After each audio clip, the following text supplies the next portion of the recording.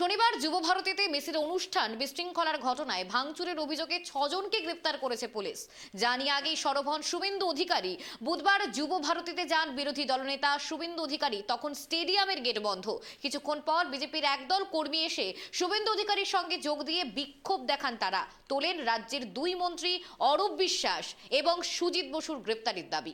দেখুন। অবিলম্বে দোষী পুলিশ আধিকারিকদের বরখাস্ত করতে হবে। বাংলার লজ্জা মমতা হায় হায়।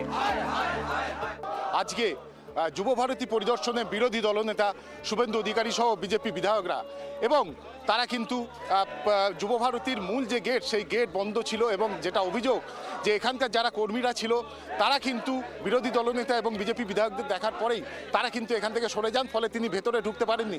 কিন্তু পুরো যুবভারতী তিনি পরিদর্শন করেন এবং ব্যানার প্ল্যাকার্ড সেই সমস্ত নিয়ে তারা কিন্তু রাজ্য সরকারের বিরুদ্ধে একের পর এক অভিযোগ আনেন এবং যেটা তাদের তরফ থেকে বলা হচ্ছে যে আগামী দিনেও কিন্তু এই যে ঘটনা ঘটেছে সেই ঘটনার বিরুদ্ধে রাস্তায় নেমে তাদের সেই প্রতিবাদ কিন্তু জারি থাকবে। চরম ব্যর্থতা, চুরি, দুর্নীতি, স্বেচ্ছাচারিতা, নেপোটিজম এবং যেভাবে জলের বোতল করে পড়ে আছে দেখলাম আমরা।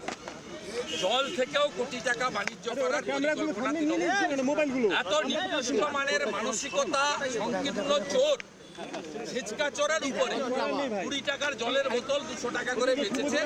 বাইরে দর্শকদের থেকে তাদের জলের বোতল কাড়িয়ে নেওয়া হয়েছে পুলিশকে। সংগঠিত চুরির বিরুদ্ধে রাজ্য সরকারের প্রভাব মুক্ত হয়ে নিরপেক্ষ তদন্ত দাবি করি এবং সাথে সাথে দোষী পুলিশ আধিকারিকদের বরখাস্ত, অরূপ সুজিতের জেল যাত্রা, এটাই আমাদের দাবি।